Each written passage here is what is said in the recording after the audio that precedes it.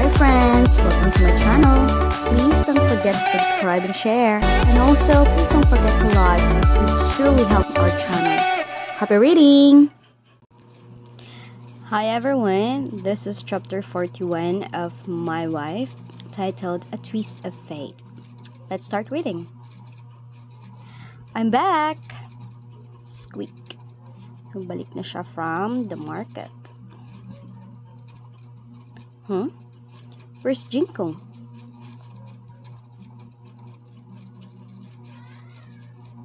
He's sulking by himself.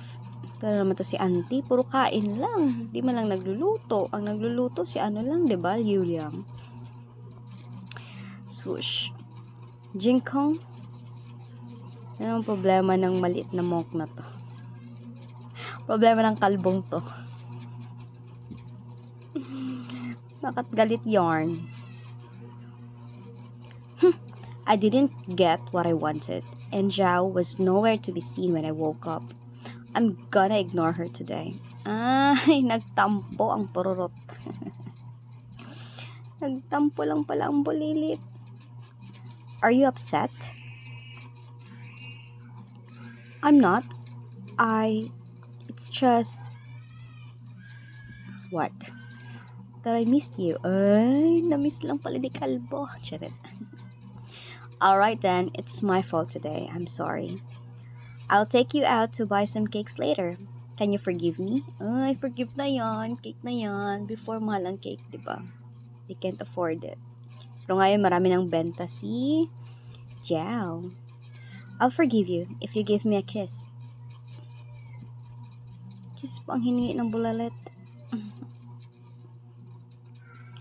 At pinagbigyan naman siya ni Gujiao. Mwah! O diba? Namula pa ang bulilit. At nakita ni Liu Liang. For sure magsiselos to. Charing. Oy, selos yan. Stand up.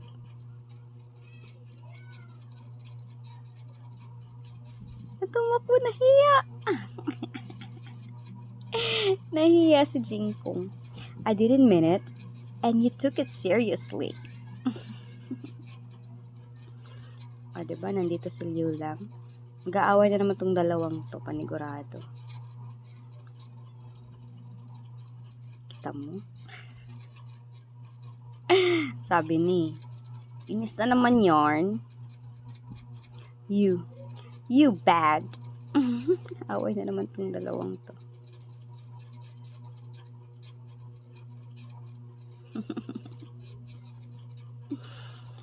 Don't touch my kiss. Oh? Your kiss?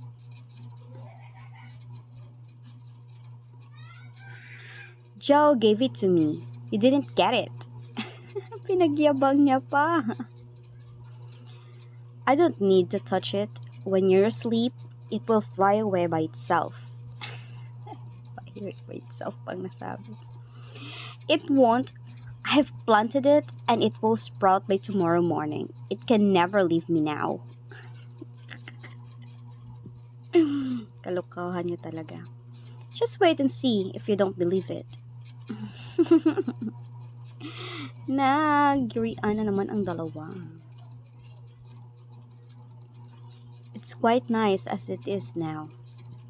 Kasi hindi na sila hindi na niya pinapalo. Hindi sila nagpapaluan. At least I'm not all alone anymore. Kasi previous life niya alone siya, diba? Young man, you said she is Guyao's, the eldest daughter of the Gu family. Do you know where is Gujiao is now? Ay, pa pala tapos tong dramang to. Oo nga pala, nahuli niya. Buti na lang talaga dumating to. Nahuli yung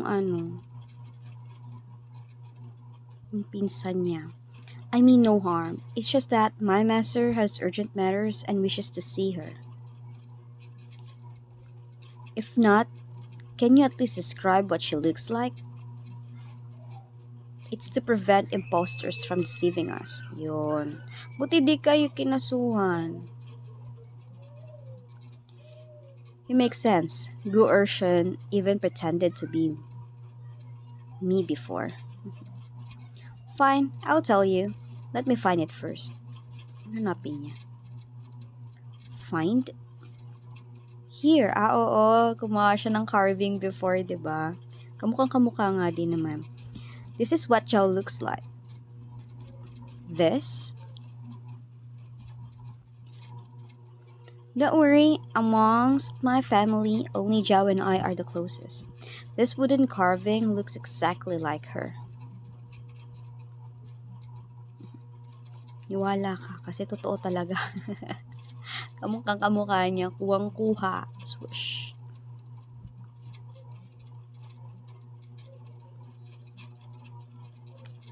Na nasa village na sila. Market. My lord, I came to report. Guard Wang went to the village. The surname of the family is also Go. Gu? Gu ata yan. It has been confirmed that it's the baby girl who was mistakenly taken years ago. So confirm. Kita mo na yung anak mo. We have actually found her. Yes, you did. My lord, are you alright? I'm fine. Where is she now?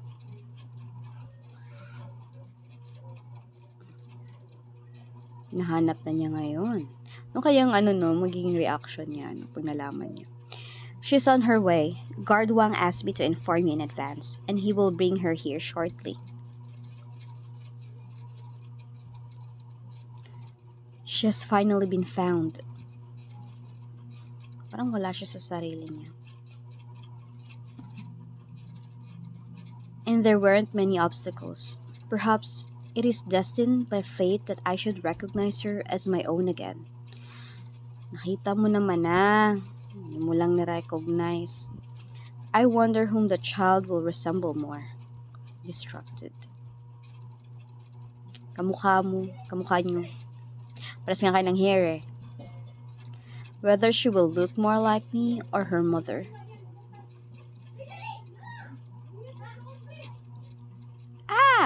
Oh, they bump. Oh, nag-bump sila ni Jingkook. Ang cake! Malilipad ang cake. Sayang naman yun. Thud. Ay, naku. Nahulog yung pagkain. Nahulog ang cake ni Jingkong. Kawawa naman si Jingkong. What happened, Jingkong? The cakes are ruined. Oh, pity. Did you hurt yourself? Are you okay? It hurts here. My fragile heart. Fragile heart niya. Be more careful next time. It's normal to feel upset after waiting for your cake at the least for half an hour. But do you have to act so dramatically? Siyempre, half an hour ka pa naman naghintay. Back to senses. Ikaw na naman, Marcus, ha?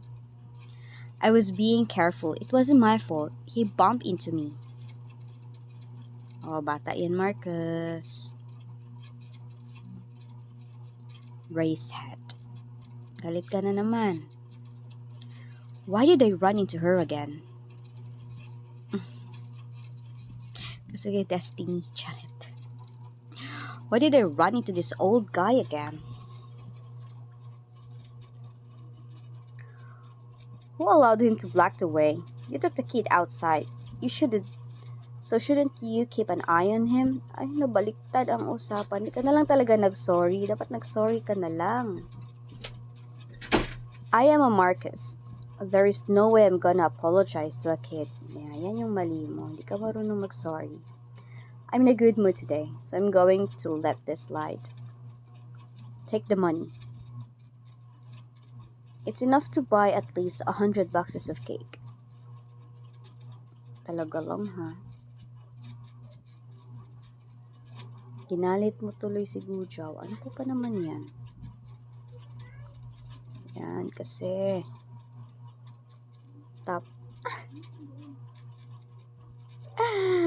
Tumba ka ngayon. Bam! Tumba talaga.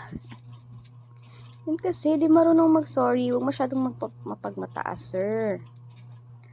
Are you looking for trouble, girl? You're blocking the way. Back to you.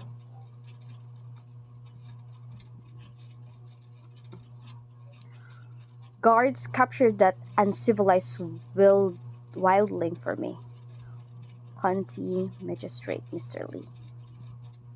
Ako, mga korap yan.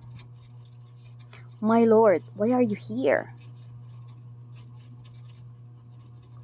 Stop right there. Hurry up and arrest that insolent peasant who dared to defy me. Take them back to the county government office for interrogation. Okay, ilang mali kasi. Natumba kasi. I advise you not to act recklessly. Otherwise, if something happens to your family, you won't be able to bear the consequences. Clench. Galit na yarn. Let go of me, bad man. Oh no. Nahuli na kayo ng mga guards. Release him. Come with us to the county government office if you don't want this little monk to get hurt. Sabi naman sila. The distance is more than enough for me to take Jing Kong to escape, but I shouldn't scare him. I'll go with you. Wawa naman sila. If the county government office pursues me, it will also implicate Liu Lang. Click. Jiao, ikaw kasi. Yan. Sabagay, bata pa kasi. It's fine. It was my negligence. Negligence na naman niya. Tanggap naman niya. Pero itong isang to, ewan ko na lang. Pag nalaman mo yung totoo, na siya yung anak mo, ano kayang gagawin mo? Ano? You've repeatedly provoked me. So now, it's time for you to learn a lesson. Oh, anak mo kaya yan. Right, this is the end of this chapter. Let's see what will happen on the next one. Don't worry, guys. I'm going to buy it. Because I'm so excited as well. So yeah, please don't forget to like and subscribe. Bye-bye. Thank you for reading with me, everyone.